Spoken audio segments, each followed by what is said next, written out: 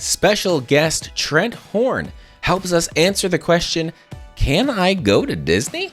As we take a look into Catholic morals in the marketplace in today's episode of The Catholic Money Show.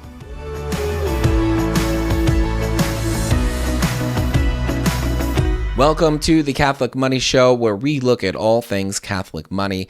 And today, we are celebrating the 1-year anniversary of the Catholic Money Summit.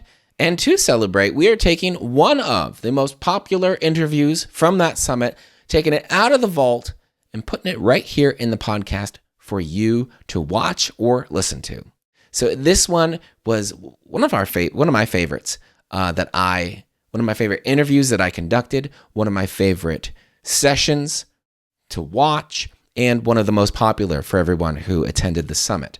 So this is, we had Catholic Answers apologist Trent Horn on to talk about how do we live out our Catholic faith as we make purchase decisions in the marketplace. What kind of companies should we support? What kind of companies should we refrain from supporting? How do we answer those questions? How do we wrestle with that? And really, it kind of comes down to it. With the salient example is, can I go to Disney World? I want to. It's really fun. I have great memories from when I was a kid. Disney's been doing some kind of weird stuff lately. So can I go? Is the moral part of that question answerable? And if it is, what might the answer be? So please continue watching. It's a great episode, a great interview. So you'll love that, or keep listening if you're not watching.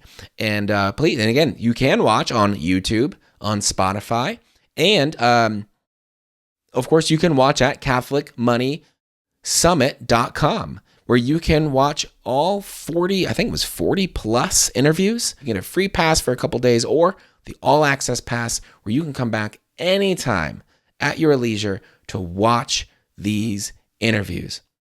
They are incredible. I had such a good time recording these, interviewing these folks, and there's so many goodies in this pack. So without further ado, please welcome to the Catholic Money Show, by way of the Catholic Money Summit, Trent Horn, to answer the question, can I take my family to Disney?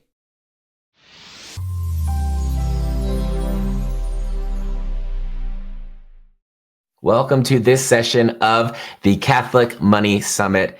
This is going to be a good one, guys. Our guest today is staff apologist for Catholic Answers, host of Catholic Answers Live and the podcast Counsel of Trent, as well as an adjunct professor at Holy Apostles College and author of 9 books. Welcome to the Catholic Money Summit, Trent Horn. Thank you very much for having me. It's a pleasure. Thank you very much for coming on. I'm just very happy. I know I've read some of your books. I've listened to you on the radio. I've seen you speak. Like, it's just really great for you to lend some of your gifts, some of the fruit of your studies to those of us here at the summit. So thank you very much. Of course, happy to be here. One thing that I think I want to in particular talk about with you is this interaction. How do we as Catholics, right? Our faith should influence every aspect of our lives, every way that we go about living. How do we interact with the world, especially in a time when so many companies seem to be just doing everything they can to tell us how in support they are of certain immoral things, and right. And there's a call of boycotts, or should we just be activist investors? We should vote with our dollars. That should reflect our faith. How do we do that? So just how do we start thinking about this? Well, I think the first thing that we have to start with is ourselves. So to focus on our relationship with God, our moral life, doing an examination of conscience. We won't be able to change the world until we first we can't conform the world to Christ until we are conformed to Christ. Mm-hmm. And so if we're just out on a mission, if we're blind culture warriors, then we're going to become toxic individuals who have agendas rather than people that radiate Christ to the world. Now, that doesn't mean we shouldn't fight culture wars, I believe there is a culture war out there. Frankly, they started it by making it legal to kill children in the womb, making it legal and encouraged to mutilate children through so-called gender reassignment surgeries, greed, pornography, drugs, materialism. There is what Pope St. John Paul II called a culture of death. And so we should be engaged in a culture war, but we have to be rooted in Christ when we do that. So starting with that, and once we have those solid foundations, our own spiritual lives set, living our lives in conformity to Christ, avoiding two extremes. So we don't want to avoid the extreme of, well, my faith is just on Sunday in church, and after that, it doesn't matter. Kind of compartmentalism. No, everything that we do should reflect Christ to the world. Jesus says we are the salt of the earth, but if salt loses its flavor, what is it good for, right? We're the light of the world. You don't hide a light under a bushel basket. You don't just put a light in church. You brighten the whole world. That's one extreme. The other extreme, though, is a kind of legalism that says that every single interaction that I do in the world must always achieve a particular good, or as some people say, the perfect becomes the enemy of the good. That we scrutinize every single transaction, every single interaction we have with others. The danger with this approach is that we should always strive for holiness. We have to remember that we're finite beings. We have a finite amount of income, a finite amount of attention, a finite amount of energy, a finite amount of time that we can spend. There are many, one of the problems here is that there are certain evil things we know we should not do. And then there are many different good things that we could do. We can't do all of them, but we have to discern and be prudent. So here we have to exercise the virtue of prudence in doing good. And prudence is that virtue that helps us to determine what the good is and how to get there. Because there's people who try to do the good, but they do it in an imprudent way. So we always have to take steps then in looking at especially our financial interactions to say, is this overall promoting the common good, promoting the good of others? Am I avoiding directly doing evil or unnecessarily cooperating with evil? And those are terms we can obviously unpack. Sure thing. Yeah. I very much love that. The focus is, of course, the starting place is ourselves and our own hearts. Right. Like you said, what's the point of how could we ever hope to conform the world to Christ if we are not ourselves are conformed? And that's just a very important spot. And to just always go back and to renew that, to make sure, right, that we are reservoirs, that it's flowing out from our fruits of our prayer, instead of just kind of dishing it out, giving it out, even if we were in a good spot, and kind of wearing ourselves out and forgetting the most important work of spending time with our Lord. Right. When trying to look at our consumer behavior, I guess. Yes. There's a lot of terms, and if maybe you think it'd be better to kind of define some of this later, that's fine. But at some point, we want to make sure that we talk about, because I think there's a lot of words, and frankly, maybe we don't quite use them quite regularly, most of us at least. So it's hard to maybe understand what they all are, formal, material, immediate, proximate, remote, all that stuff. How this cooperation with evil that you mentioned. Right. I don't think I ever want to cooperate with evil. So what does that mean? How do we look at that? And how do we kind of, live that out as Catholics? Well, the problem here is that we live in an evil world. There's no getting around that. The Bible is very clear. It even says that the devil is called the god of this world. So we live in an evil world. And now Paul tells us that when he said, I don't want you associating with unbelievers, I did not say for you to go to be completely disassociating from them, because then you would have to go out of the world. Now, some people are called to that. They might be hermits, for example. They're completely detached from the world and they pray for this world. And that's good. But for most of us, especially those of us who discern a vocation of building up society, of marriage, children, of serving roles that build up the common good of society, we're going to be in the world and we're going to cooperate with evil. Now, it's going to be to different degrees. You might say, well, I'm not cooperating with evil. Well, the cooperation in most cases is remote, but we're still involved in a chain of decisions that led to evil. For example, if we buy groceries from a grocery store, the grocery store might donate some of the profits that they make to an organization that promotes values that are antithetical to our Catholic faith, for example. Or let's say you are the owner of a brewery and you make wonderful craft beer. Now, drinking craft beer is a good thing. A lot of people enjoy sitting around having craft beer and having really good discussions.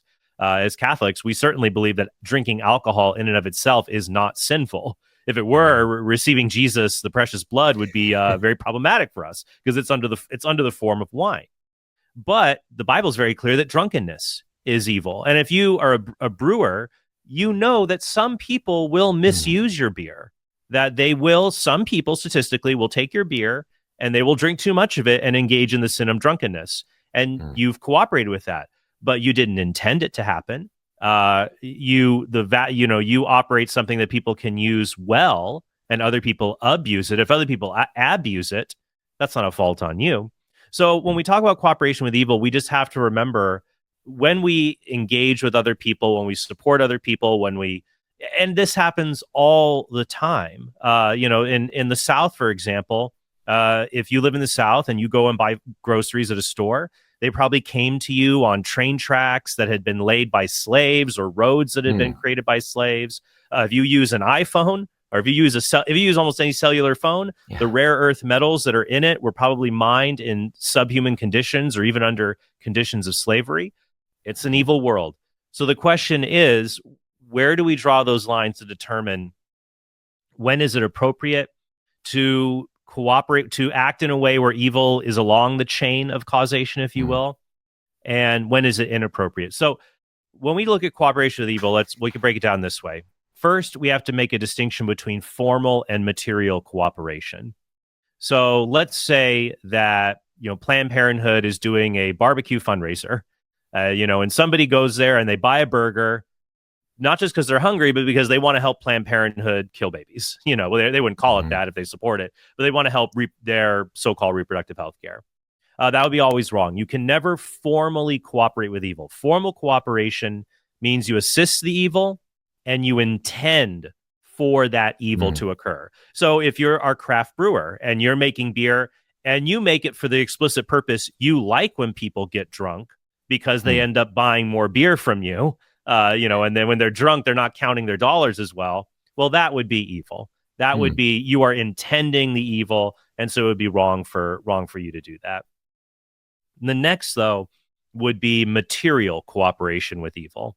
So this is the far more common one. That's where we help an evil, but we're not necessarily intending. This is for most of us is what happens. We give people the material. So if the bartender gives someone a drink and that person he sells a keg of beer, I should say, and that person uses it to get drunk, there's material cooperation there. But here under material cooperation, we have to distinguish between proximate and remote. Like, are you close to it? Are you necessary for the evil thing to happen, even though you don't intend it? Or are you far enough removed that there is a good reason to justify you being associated with this? So to return to the Planned Parenthood example, I would say it would be inappropriate if just because I'm hungry, buying a cheeseburger and all that money goes directly to Planned Parenthood, that would be pretty close to proximate. It would definitely be scandalous, and it'd be close to proximate. There's no proportional reason to justify that when I can go down the street and get a burger almost anywhere else, Or to make it very clear, let's say the nurse at an abortion facility, she just wants money. She doesn't like abortions. She doesn't do abortions. She just hands the equipment to the abortionist. Well, sorry, that's proximate material cooperation. Another example would be driving someone to get an abortion. That way, you don't like it, but you know what? You're going to help them out in this situation to do that. There's no proportional justifying reason. In remote cases, even though you are helping the evil slightly, there's a proportionate reason to justify it. So to go back through all these examples, it'd be proximate to drive someone to an abortion facility to get an abortion. But let's say you're a bus driver and you're driving a bus down the city street and there's a bus stop in front of the abortion facility. You're helping some people get there to get abortions. You are remotely cooperating, but there's a proportional reason for you to be involved. People need public transit. They have to get to other places on the bus line. And you could quit your job. You could say, I don't want to ever be involved in this. That's fine. But you wouldn't be obligated to because somebody else is just going to start driving the bus. Or let's say I don't get a burger at Planned Parenthood. I just like, well, I'm really, really hungry. I'm going to pull into this fast food joint. And it turns out if you look through their forms, one of the corporations they donate to is Planned Parenthood. But that's certainly not the same thing as buying a burger at a Planned Parenthood fundraising barbecue. It's a remote cooperation. And there's a proportional reason to buy a burger there. I need to eat. And this restaurant serves the common good. It feeds people. Maybe not the healthiest food, but it feeds people. Or to give you another, I can give them all top of the day, but I think go for it. Let me keep going. So I love it. Another one might be, let's say, when we patronize organizations, you see the difference between proximate and remote. So when we patronize an organization, either by buying a product from them, or donating to them, or buying stock, which would be investing in the company, where we aren't necessarily giving money directly to the company, but the company's value increases because we invest in it, and so we're intertwined in the company's success. You'd have to judge also, does the company serve the common good, and does the good they do outweigh the bad they do? Because most companies do a mixture of good and bad. So, for example, let's say you're driving down the street and you're like, I really want a pack of gum, and there is a adult pornography store, and you just go in there to get a pack of gum. I'm sure I've never been in one, obviously, but I imagine they probably have impulse. I imagine like every other store, they have impulse items at the register. You might say, well, I'm not buying porn. I'm buying gum. Yeah, but you're going to a pornography store. You're supporting this store. This store should not exist. Basically, 99% of what they do is evil, except for the gum they sell, perhaps. But let's suppose you go then to Walgreens and you buy gum at the register. Well, I would say 99% of the things that Walgreens sell are good, but some things they sell are evil. They sell condoms. They might even have the morning after pill. But pharmacies, grocery stores, the vast majority of what they do, without them, the common good would be severely diminished. It'd be very difficult to have the society we live in. The standard of living would be very, very low, and many people would be harmed without the ability to access food and medicine at the prices that these stores give for us. So I think that's another thing we have to keep in mind. Formal versus material cooperation. Most of it's material. If it's material, are we close to it or are we far away? And is there a proportional reason justifying the interaction? And in particular, is the group that we support, is it primarily promoting the common good, even if some of the things that they offer are not good? Just to walk through some of that and maybe pick apart the pieces just to make sure. I mean, I think I've got a handle on it, but just in case. So for maybe it seems like it's a very clear example, right? The nurse at the abortion facility. Sure. Right. It's just to make sure I get this right. It's if you just kind of separate things out a bit, responding to someone, helping them reach something they cannot reach. Right. That's a good thing. That's a helpful thing. So that in and itself isn't bad. But because I know, well, as soon as I hand whatever it is to him, he's going to use that to kill the baby. The act of evil is made possible directly because of what you are doing. Because I did it. Exactly. So that makes your cooperation proximate in that case, which would be different than, let's say, a delivery driver who his job is to deliver medical supplies. And maybe he stops the Planned Parenthood and drops the supplies off. Now, once again, if he's uncomfortable with that work, he could quit. But there's a proportionate reason to justify what he does. The vast amount of his job is to provide medical supplies to heal people. And one of the things he has to tolerate is when that's used for evil purposes, but most of them are used for good purposes. But if you spend your whole day handing abortion tools to an abortionist, there is no proportionate justifying reason there. Yeah. How do we, I know it's not this. I feel like it might be easy though, especially maybe if we're looking to justify something, to slip into just like, okay, well, I just look at the good, I look at the bad. Yeah, I mean, they're doing a lot of good things. How do we not do that? How do we actually see this properly and know it's not just, throw the bad up there and throw the good over there and see which one's heavier? Right. How do we do this correctly? Well, I think what's important first is do an internal examination to really ask ourselves, am I biased when I'm analyzing this company that I support? Do I want them? Do I want to support them, even if it would be wrong to do that? And so we have to be honest with ourselves in that respect. But also, we do have to admit that in most cases, it's going to be a prudential judgment as to whether we ought to support someone. It's pretty rare where it's just obvious, yeah, you cannot do that. In other cases, there's going to be shades of gray about how how much evil do they do versus less evil, and that different people will reach different conclusions on that. But I think we have to be honest with ourselves, confront our own biases, and then maybe seek counsel from others if we're really concerned. We should definitely follow our conscience. If our conscience is telling us to do one thing, but another voice is telling us to do something else, go with your conscience on that matter. And maybe seek out a spiritual director, though, to make sure you're not being overly scrupulous when you are deciding which companies to support. Because we also want to make sure we don't want to conflate, like people saying, oh, well, any evil is the all evil. Well, no, there's clearly a difference between me buying something at Target, even though they might have some pornographic books that are on sale, versus buying something at a literal pornography store. If we come to the conclusion that any evil is raw, any evil makes anything off limits, well, that won't lead to moral rigor. It will inevitably lead to moral laxity. What will happen is you'll end up saying, wow, if any bit of evil is just I can't cooperate with, it's just wrong, full stop, you'll notice that basically every company you work with is evil, so you won't care if you pick the really bad one or the not so bad one if you think there is no difference. Interesting. Well, we've been talking about it a lot. I think most of the time these ideas are brought up of how close we are to another's actions.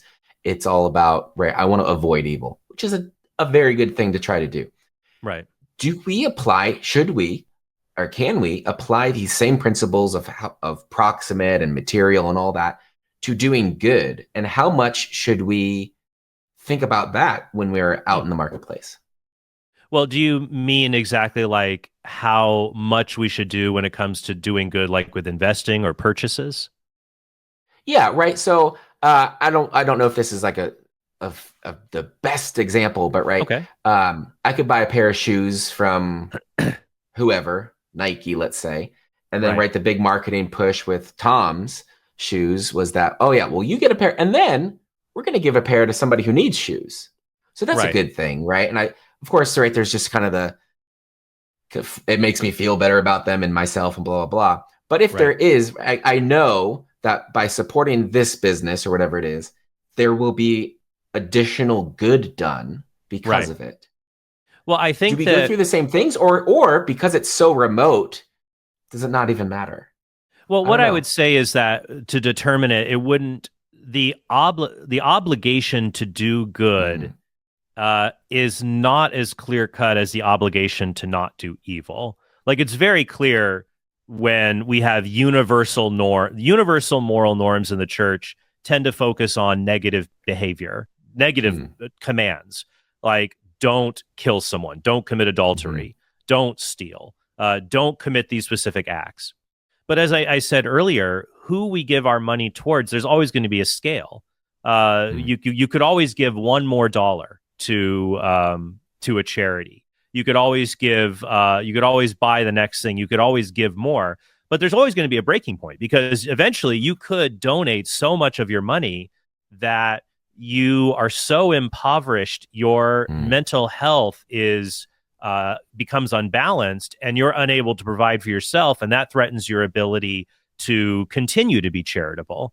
So we have to use prudence there, and we have to make that ultimate decision of have I given enough that I've done sufficient good, and that's up to us ultimately. The church doesn't give. There is no specific, you have to give this percentage of your income or that percentage. That's between us and God to be able to determine. But you're right. We have to use prudence, that I could spend money on this, or I could spend money on something else and use the other money towards something that's good. But since we can always do more good, we don't want to be overly harsh on ourselves, but we also don't want to be so callous that we never support the poor. So one thing we can do is, in our monthly budgets, set a target goal for charitable giving. To say, I would feel that I am doing enough good if I am donating, start at 5% or 7% or 10% if you can, but start wherever you can. And then to say, well, yeah, I could have done more, but you know what? I at least accomplished the charitable goals I set out for that made me feel comfortable that I have done what I feel like I'm capable of doing at this time, and then try to grow in that area. But you're right. We always have to use prudence. The Tom's example is interesting there because I actually find, here's what's hard. Helping the poor also, many times we want to help people, but our good intentions are not good enough and we have unintended consequences. And so there's a famous story believed to be apocryphal, but there are similar stories that have happened in history of a village in India where overrun by cobras. And so the government said, we'll pay people for every dead cobra you bring to us. And it seems like that's a great idea. Government should spend money, get rid of the cobras. That's great. But what ended up happening was people found it was cheaper and easier to grow cobras and raise them and turn them in to get the money than to catch them, because it's a lot easier to just harvest them and have them, mate somewhere than to try to catch a cobra in the wild.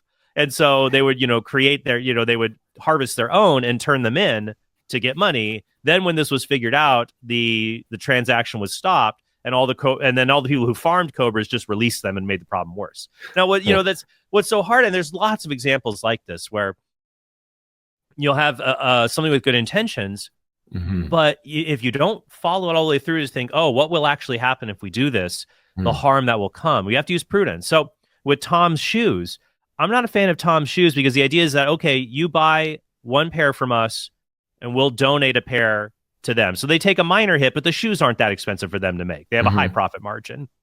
But what ends up happening is you think, oh, that's going to help people in Africa. They need shoes. Well, it's kind of like if you give a man a fish, you feed him for a day. If you teach a man to fish, you feed him for a lifetime. If you give somebody cheap shoes, then they think, oh, the only place I can get good shoes is if the nice American drops them over here in a crate and I can get them. What ends up happening is African cobblers and shoemakers, people who are trying to start a business to support themselves and support their community, they can't possibly compete with free Tom's shoes that are dumped on their country. And they end up going out of business. And so people end up being harmed. The local economy is harmed through something that you thought was good, but you didn't use prudence to reach the ultimate end of all the consequences that are involved. So sorry for the bit of the long-winded answer. We have to take all those factors into account when we decide what good we're going to do. That's great. No, thank you. It reminded me of the situation, certainly not as serious, I don't think. But in Seattle, Amazon, they had all these carts with just piled with free bananas. Not quite sure why, but just all these bananas. So in particular areas of Seattle, the market for bananas just crashed, right? Nobody was going to the grocery store. The value of a banana just went through the floor because you can just get them for free. So it seems like it's a good thing, but there's always more consequences that happen after our actions. That's right. I want to just get really, really practical here. Okay. As a kid, my parents, they took me to Disney World. I watch all the movies, all that stuff. So I like some of the things they're doing, especially lately. They're getting a little crazy. And there's certain things they're putting in the movies or certain stances they're taking in public. And of course, they are not the only, I'm not trying to single them out because they're the worst. Right. There's a lot of companies doing all sorts of things, some worse even. But just a really practical one, like, can I take my family to Disney World? Sure. Well, what I would say here is when you ask that, can I, once again, that becomes cooperation with evil. And I would say visiting a theme park whose parent corporation supports some evil practices. Once again, are you making those evil practices? Are you the immediate direct cause of them? No, your money gets filtered through to provide for other people. Like when you look at the scope of what even a theme park does, the vast majority of the things a theme park does are morally good or morally neutral, provides jobs for people, provides lighthearted entertainment. The problem becomes with the parent corporation, some of the things they do are evil. Supporting LGBTQ ideology would be a prime example of that. Now, at Disney, what would be interesting there is I think you can, The only exception I would give might be like if there is a specifically themed LGBT day, which they do once or twice a year. Mm-hmm. I would say if you know that's the case, that's very scandalous to be there, where where the theme of the day is to directly support that kind of behavior. But in general, you might say, well, I'm not, Trent, they support LGBT. You just shouldn't go there and spend your money. If that's your litmus test, you're going to apply it everywhere else, though. You're not going to shop at many grocery and department stores. Most banks support LGBTQ ideology. You start going down the list, simply refusing to support any company that supports evil practices, you'll soon begin to discover nearly all of them do. And so you'll end up using so much energy the problem becomes when you'll spend so much energy trying to avoid tiny support of evil companies that I guess I'll look at it this way. You refusing to help that company, there will be hardly any noticeable impact of you not supporting all these evil companies. Let's say like all these companies support LGBT causes. I'm not going to be a part of them. You withdrawing, there will be the impact is negligible. No one will notice. No one will care. But in your life, the impact could be quite severe if you can't bank. You have to drive 30 miles to the one independent pharmacy, 40 miles to the one independent grocery store. You have to do all of these things to have your hands clean, so to speak. And like I said before, you have limited mental health. You have limited mental health and resources that you could have in conserving your mental health resources and money while supporting these other stores. Go and use your money to do tremendous good, to donate to the Alliance for Defending Freedom, to protect Christian stores from discrimination, that you free up your time and money to go and do more good. And that also has to be balanced into account for it. So I would say like in a general trip to a theme park or a subscription to a company, and it's not just Disney. I mean, you might say, oh, we'll just get rid of Disney. Look, I took my kid on a plane recently and he watched a kid's movie and I watched it with him. And I saw some LGBT ideology hidden within it. The stuff is everywhere with these companies. It's almost impossible to avoid. So I would say that while it is permissible to boycott because you feel want to take a moral stand, it's not obligatory in most cases. You can also do other things. Like you could choose to become a shareholder even of a company like Disney. Because I was listening, for example, a recent shareholder call where a shareholder said at the meeting at Disney, what are we doing? We're supporting these evil things. It's turning people off. We're losing money. We need to stop this. And there's a proportional good there in that if you're a shareholder, you can steer the company into a moral direction. Bishop Thomas Paprocki, for example, he is a shareholder with Walgreens. And he gave an interview at The Pillar talking about how he has advocated for Walgreens at shareholder meetings to change policies on contraception and the morning after pill. So that's all things that you have to weigh in those regards. But I think like let's take even going back to Disney, one thing you can do with your money is to say, well, I'm going to use my money to vote, and maybe if Disney gets it right and they make a movie that is legitimately family friendly and is not has no bad things in it, I'll support that. But I'm not going to go to things like, Lightyear or, other films that have LGBT in it. And then the company might start to take the hint, hey, look at this. The movies with the controversial themes, they tank. And the movies with the good themes, they do well. Maybe we should invest in those more. So part of what we do also that you have to take into account in your support, the possibility of your behavior positively or negatively reinforcing a company to change some of their practices. That's very good. Very good. My daughters will be also happy that the Disney trip isn't canceled. How do we though, like, where do I imagine it's going, unless it's very blatant and very strong, most of these decisions are up to our own prudential judgment, our own consciences, and they will be different for different people, and that's okay and totally sure. Some people right say, and some people moral. say, I canceled Disney Plus. I'm not going to Disneyland. I'm not going to have a negative judgment towards them if that's what their conscience is moving them towards. That's great. It's similar to what Paul said. Cooperation with evil, by the way, this is something going all the way back to the beginning of the church's history. can you eat meat that had been previously sacrificed to a pagan idol? That is a classic example Yeah. of cooperation with evil, right? You might say, well, no, they prayed over this. It's demonic. It was used for idol worship. Throw it in the garbage. You shouldn't eat that.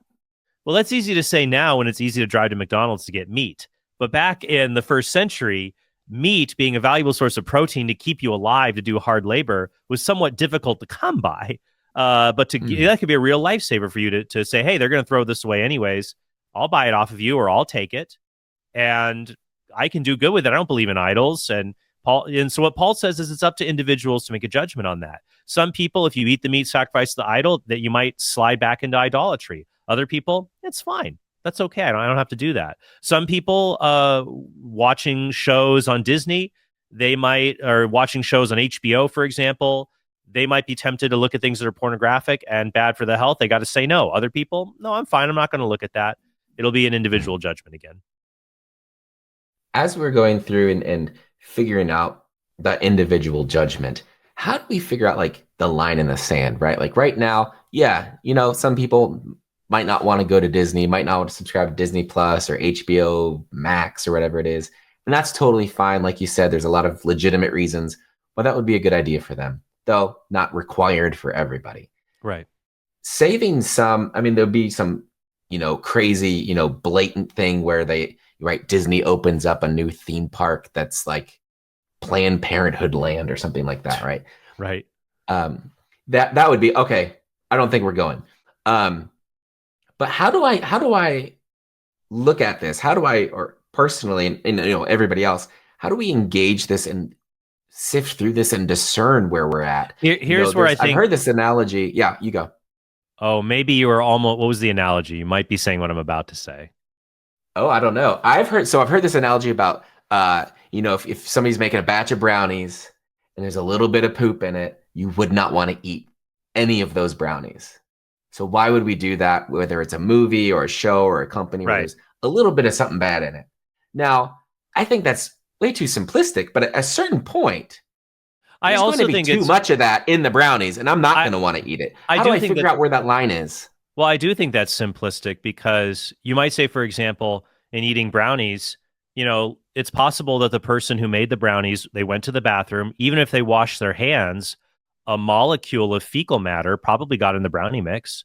I'm sure that the produce that we buy at the store probably has trace amounts of fertilizer or fecal matter. Or so like the analogy there is, the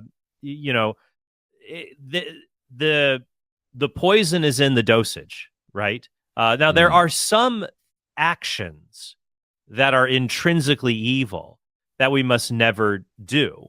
It's not about the amount of them. So it's not the amount of abortions or acts of adultery.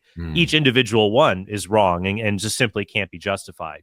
But there's other things where in a film, for example, you might have, are we not going to see Gone with the Wind? Because at the end, Clark Gable says, frankly, ma'am, I don't give a damn, which of course back then was a much more serious profanity than today. But then there's going to be other shows where it is gratuitous, the profanity, the violence, the sexual imagery. I think what you're yearning for is something that doesn't really exist, which is, can someone just give me the absolutely clear boundary marker to know what is appropriate and what isn't appropriate? And that thing does not exist. There's going to be cases where it's obviously okay and obviously not okay, and then it starts getting fuzzier. The analogy I was going to give is this is called the fallacy of the beard. So it's like you look at you and I, we're clean shaven, and my friend Jimmy Aiken, he's got a beard. Well, yes. When do I stop being clean shaven and I start having a beard? Right? Is the fact that I have tiny stubble here, does that mean I have a beard? No. Even if I shave this morning and I have 5 o'clock shadow, is 5 o'clock shadow a beard? Most people would say no. Well, okay, exactly how far is it a beard or not?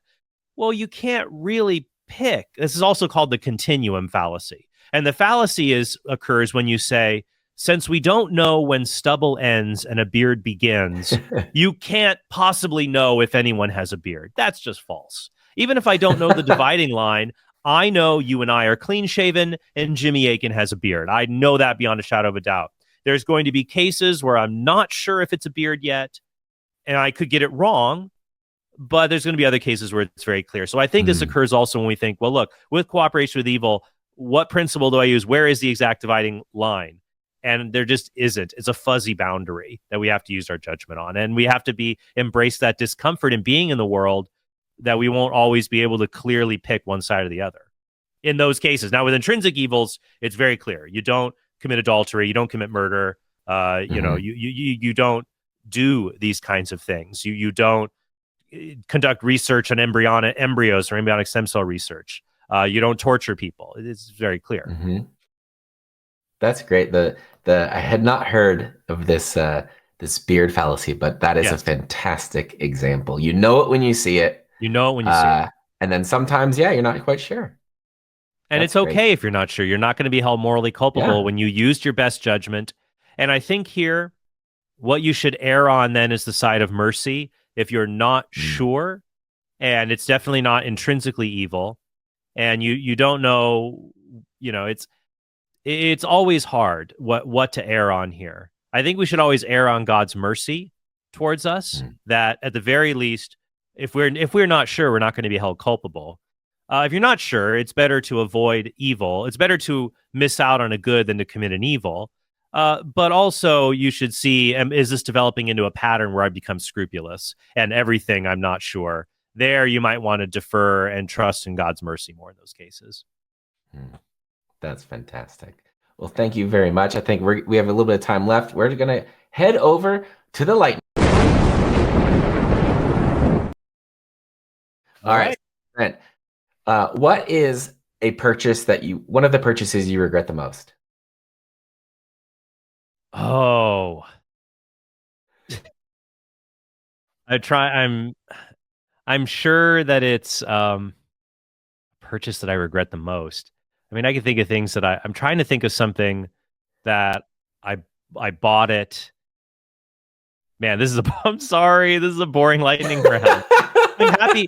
But here's the thing. Most of the things that I buy are I mean, I don't buy a lot of stuff because I feel like stuff kind of loses its value over time. I buy more experiences because even if the experience wasn't that great, my memory of it tends to be rosier as things go on. But I know what's hard at being a dad and with kids, you have this amnesia. Like, what did we do?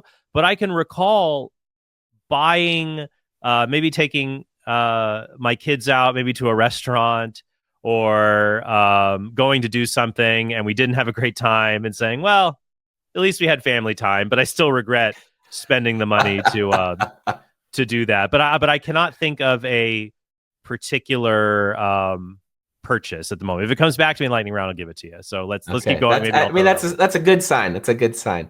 What was your first job? I was a movie theater. I worked at Harkins movie theaters for $5.15 an hour. I worked in concessions slinging popcorn. I hated when people asked for fresh popcorn because I always burns your hand when you reach in to get it. I was really bad at concessions, though. I didn't keep my register straight, so I just ended up being a ticket taker for the rest of my time there. Do you have to clean up the theaters? Yes, I did have to clean up the theaters. One time I was there and they made me clean up a 400-seat theater by myself in 10 minutes. And I was so disenchanted, I just shoved everything behind the seats. That was 16-year-old Trent. He was not as good a work ethic as current Trent. But I was also mad. I felt they gave me an impossible task. So, absolutely, yeah. I had a stint at a movie theater too early on in my life, and it's tough cleaning up. One time I found like a carton from a rotisserie chicken in the seats. Yeah. God, who? Yeah. Come on, I don't know people. How. Come on, guys. Yeah. And then one of our projectors was kind of like the second run theater. Yeah. Everything was a little bit cheaper. And so for a week, my job was to watch the last 20 minutes of Legally Blonde 2 and then go hit the projector when it would start messing up. Yeah, totally. Terrible movie. You shouldn't even watch it once. I'll take your word for it. Trent, are you more of a spender or a saver? More of a saver.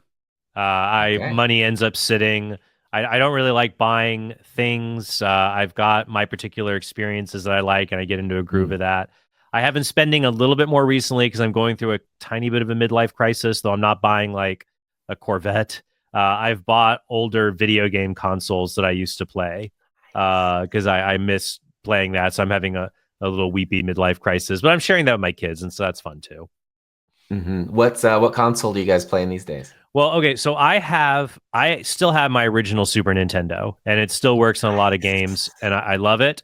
But I've decided to keep it kind of pristine, tucked away. I Mm. bought a Super Nintendo Classic. Oh It's a yeah. version that came out a few years ago that has 20 games on it, and you can add more Mhm. also. The game it's not as good that's ported over, but I let my kids play on it because they're 8, 6, and 2. So if they break that, whatever, I don't care. I don't want them breaking my old Super Nintendo. And I take that out because the graphics are a little better if I want to do it by myself. But I play with the kids, and it's still good. The classic. Then just like an old Xbox One. I might get a PlayStation Classic. They have those out there. Mhm. But if it's a newer game, I can't do that. I just like my old people games. So Yep. No, I'm with you. Our girls are 8, 6, and 4, so we're just starting yeah, to introduce video games, and yeah, we're starting with the old stuff. yeah, exactly. Do you let's see for the collection at church? Do you put in an envelope, just throw cash in the basket from your wallet, or do you give online? Well, I think our church does not actually have online giving, so Mm. we bring the money and throw it in. Some other churches will. We used to donate online, but this church didn't have that, so we just bring the money in to do that. I think another church had an online giving, but we got hacked later, so I've been scared off from that. Oh. Like, we noticed debit card fraud after we started giving to that church, so it's like, maybe we'll just give in the basket next time. What's the hardest thing for you to spend money on? Oh goodness, the hardest thing. Well, I guess it's I don't know, things that I have to spend money on that I don't want. Like I got a traffic ticket a few months ago. Who wants to spend money on that, right? It's just a punishment. I guess the hardest things for me to spend money on are having to fix products of my own stupidity. That's the hardest Ooh. to spend money on. So if I broke something or failed to do something or got a ticket or injured myself stupidly, when I have to spend money fixing my own stupidity, it literally rubs salt into the wound. Oof. Yeah. Yeah. Those dollars are not fun to spend. Yeah. Who or what has had the biggest influence on how you view money? Probably my parents. Hmm. My parents did a very good job of scaring me about debt. My whole life, they always scare me. Don't get into debt. Don't get into debt. Don't get into debt. It's awful. It's awful. It's awful. And I'm glad that they did that. They themselves have a little bit of debt, but not massive. And Mhm. they own their home and they're doing fine. And because they did that, I didn't take out a massive. I took out $3,600 in student loans. That was the most I ever took out for student loans and paid it back quickly. So they encouraged me to save and just to not get into debt. And their advice, I think, has provided a lot of help for me down the line. That's incredible. Very good job, Mr. and Mrs. Trent. Or Mr. and Mrs. Horn, sorry. Yeah. What money lesson do you wish you would have learned earlier in life? Probably the value of compounding interest. Mm. That I started saving for retirement. My wife actually helped me more to get into saving for retirement. It's funny. My parents told me not to get into debt, but they also thought like, who knows if the civilization will be here in 30 years. They didn't really instill a lot of retirement savings advice into me. My wife was better at Mhm. that for me. And so I think I started saving for retirement after we got married. Probably was in my, like 28. But like if I'd started saving when I was 18, compounding interest would be, it would just do so much more for you just having those extra 10 years. So yeah, but otherwise, I'm still happy with financial, mostly just not getting into massive amounts of debt, buying used Mhm. cars, going to community college, uh, not putting things on credit, only buying things that when I had the money for them. But if I could have done retirement and long term savings earlier, that would have been nice. That's fantastic. When folks want to kind of get more of what they've heard from you here, how's the best way for them to check out what you're doing? Yeah, I would say check out my podcast at the Counsel of Trent. So that's available on iTunes, Google Play, and YouTube. And I have a website, trenthorn.com. Awesome. Well, be sure to check those out, guys. Trent, thank you so much for joining us here on the Catholic Money Summit. Thank you for having me.